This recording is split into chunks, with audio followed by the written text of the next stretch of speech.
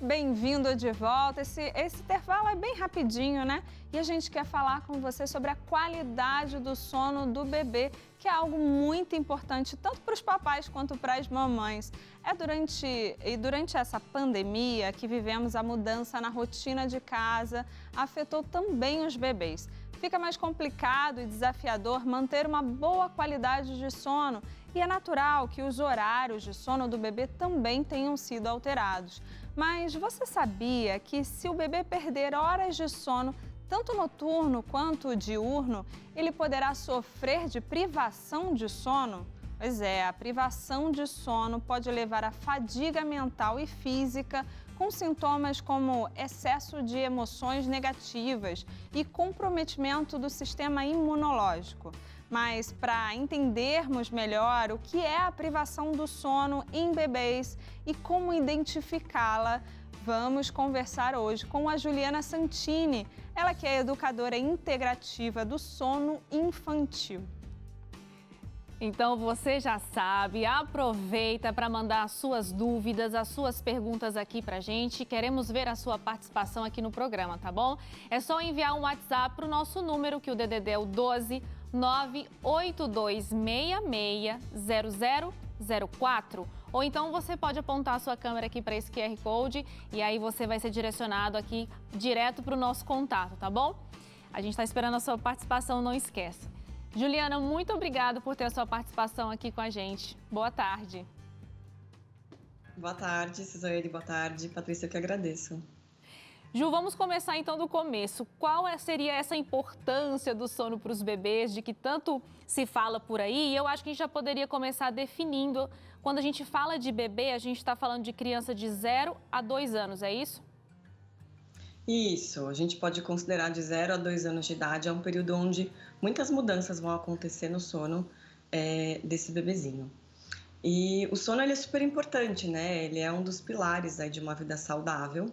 E muito comum, infelizmente, nos últimos tempos, a gente vê cada vez mais bebês e crianças passando pela privação de sono, que eles receberem ou terem a oportunidade de fazer menos horas de sono do que eles precisam, de acordo com cada faixa etária do desenvolvimento neurológico do bebê.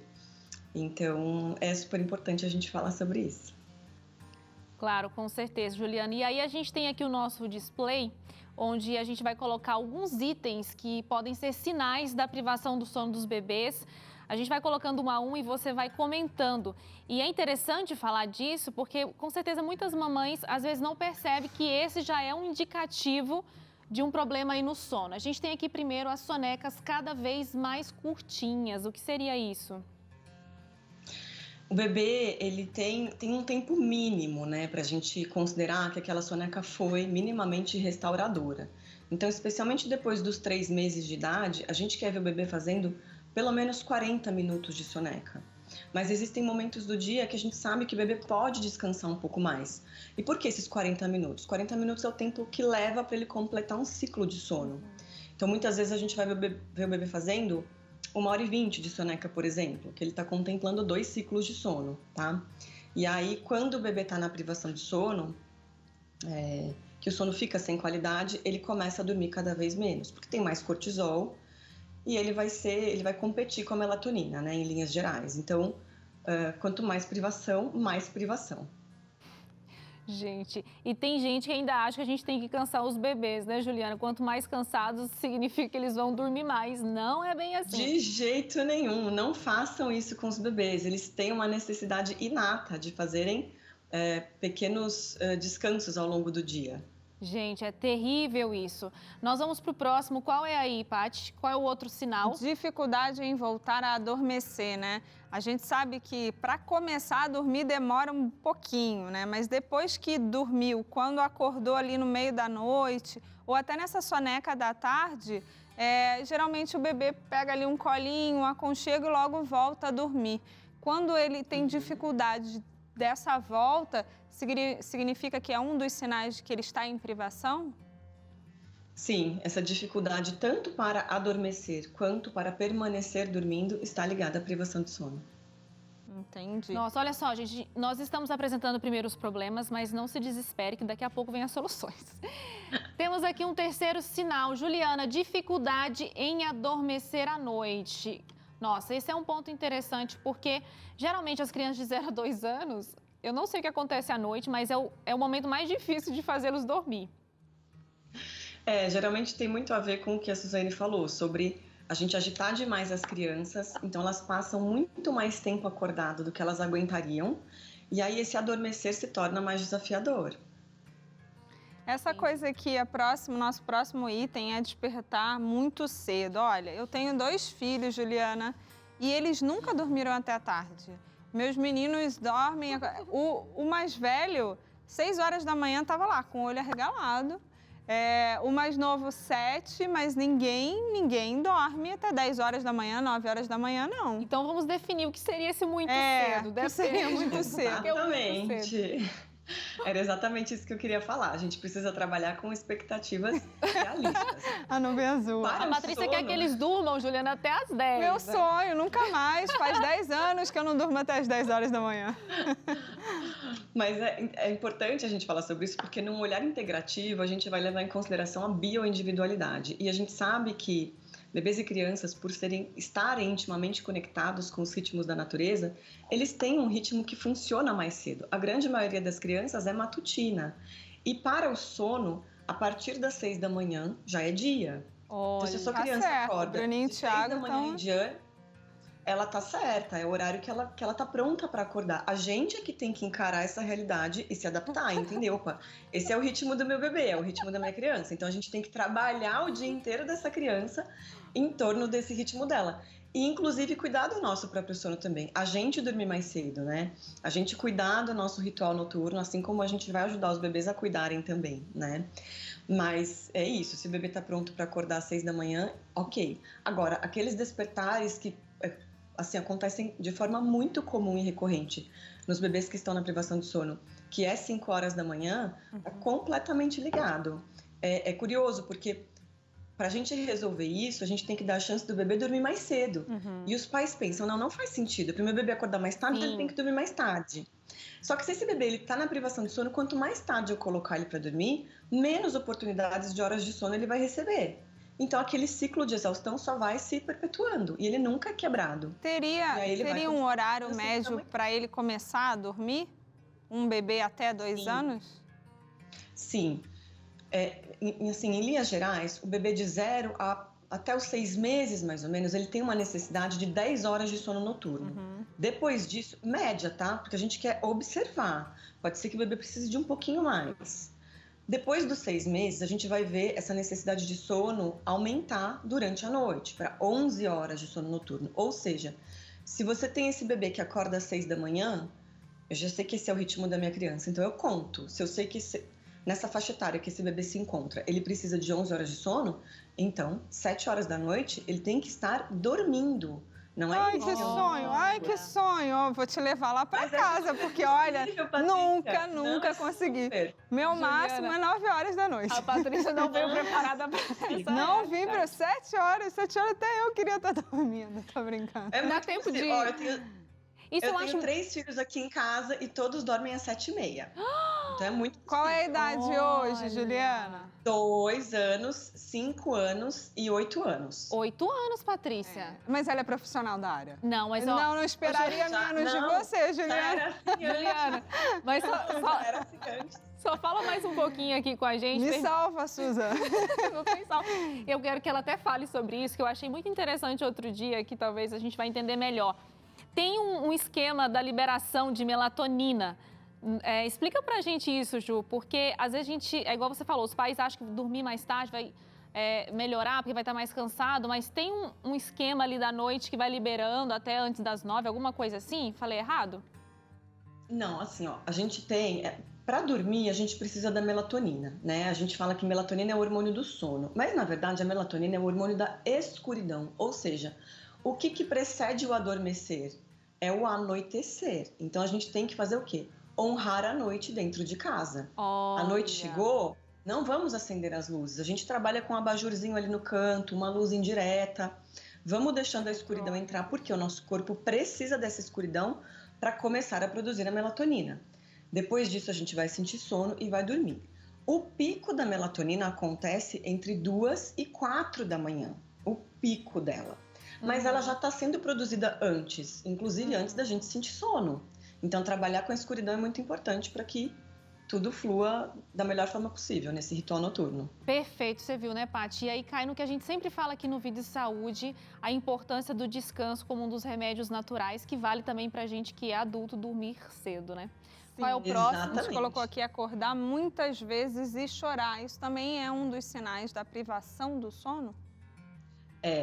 Na verdade, assim, esse bebê ele vai despertar algumas vezes e é normal que o bebê desperte algumas vezes, tá? Todos nós fazemos microdespertares à noite. Eu, vocês duas e todo mundo faz. A questão é que nós temos recursos internos para nos acalmarmos e voltarmos a dormir. O bebê não tem esses recursos, ele precisa de ajuda, da ajuda de um cuidador. E é aí que a gente entra. Então, muitas vezes o bebê ele vai acordar e ele vai chorar, porque é a forma que ele tem para sinalizar aquela necessidade dele, né? Então, não é só o chorar em si, mas muito mais a quantidade de despertares que esse bebê faz. O choro vai ser uma maneira de nos comunicar que tem alguma coisa que ele precisa. Certo. E aí também o fato do bebê acordar irritado, aí eu acho que esse aí é o maior medidor de todos, né? Quando a gente tem um bebê que não tirou a soneca da tarde ou aconteceu alguma coisa, ele fica tão irritado, nada, é intolerante, né? Tem uma especialista que eu sigo, ela fala assim, é a síndrome do biscoito quebrado, tudo tá ruim, quebrou um biscoito, esse biscoito tá quebrado. Tipo, não tem o que você faça, porque a falta de sono irrita até a gente, não é verdade? Com certeza. Até a gente, com certeza. A hiperatividade, a falta de atenção, mau humor, agressividade, impulsividade, a gente consegue ver tudo isso como um sinal e um reflexo da privação de sono nos bebês e nas crianças. Então, assim, tudo fica mais difícil, especialmente para eles. Então, depois da gente mostrar esses sinais, né, a gente trouxe aqui, vamos vir para o lado de cá, como ajudar os bebês a dormirem melhor, né? As soluções, é verdade. A gente apresenta o problema, mas a gente quer, Juliana, que você fale pra gente sobre esses itens que a gente tem aqui nesse display. Aconchegue-o nos seus braços. O que significa esse calor aí humano para esse momento? Os bebês, especialmente nesse primeiro momento que a gente falou aí, desses primeiros 2 anos, mas até os 5 anos, ele está em pleno desenvolvimento cerebral. E para que esse desenvolvimento aconteça da melhor forma possível, o bebê precisa de contato, né? O contato, o bebê já está aqui dentro da barriga, ele já está em constante contato com a gente. Quando ele nasce, isso precisa continuar, inclusive para garantir a sobrevivência desse bebê. Então, segurar o bebê nos braços, balançar, né? Ninar bem devagarinho de um lado para o outro, cantar uma musiquinha, amamentar. Nada disso é problema para o sono, muito pelo contrário. Se essa é a necessidade do bebê, o que o bebê precisa para adormecer é ter essa necessidade atendida, né? E para a grande maioria dos bebês, aliás, para todos eles e para todos nós, a única coisa que a gente precisa para poder relaxar e finalmente adormecer é se sentir seguro. E é claro que no colo dos pais é um lugar mais do que seguro para os bebês, né? É o primeiro lugar que eles reconhecem no mundo, né? Lá em casa esse papel ficava mais com meu marido porque a gente deu uma mãozinha, né? A mania do Bruninho era a mãozinha. Então ele só dormia com a chupeta e a mãozinha. Depois, para tirar a chupeta e tirar essa mãozinha, Juliana. Mas era aconchegante, sim. O mais novo já não gosta muito que fique agarrando, não. Mas tem que estar ali do ladinho, entendeu? Gente, mas faz total sentido. Eu, às vezes, também, quando tô com insônia, adoraria que alguém fizesse um cafuné em mim ali, me desse um colinho. Imagina os bebês, né? Aqui a gente tem mais uma dica, embrulhe o bebê em uma manta ou um pano. A gente, quando sai da maternidade, né, às vezes a gente vê o bebezinho assim, né, todo amarrado, aí você fala, nossa, que tristeza, eu ia tirando. Aí você começa a ler um pouquinho, aí começa a entender que o bebê estava todo embrulhadinho dentro da barriga da mãe, aí depois chega nesse momento, ele está todo solto. Por que ele precisa, ele tem essa necessidade, né, cientificamente falando, de estar embrulhadinho numa mantinha? Então, esse período que o bebê nasce, do 0 até os 3 meses, a gente considera o período de esterogestação, ou seja, a gestação fora da barriga. Por quê? O bebê, o mamífero humano, ele nasce muito prematuro. Mesmo nascendo com 9 meses, ele nasce muito prematuro. O mamífero humano, se a gente olhar para a natureza, a gente vai ver que é o bebezinho mais indefeso, mais dependente, mais incapaz que existe. Então, ele precisa desse contato.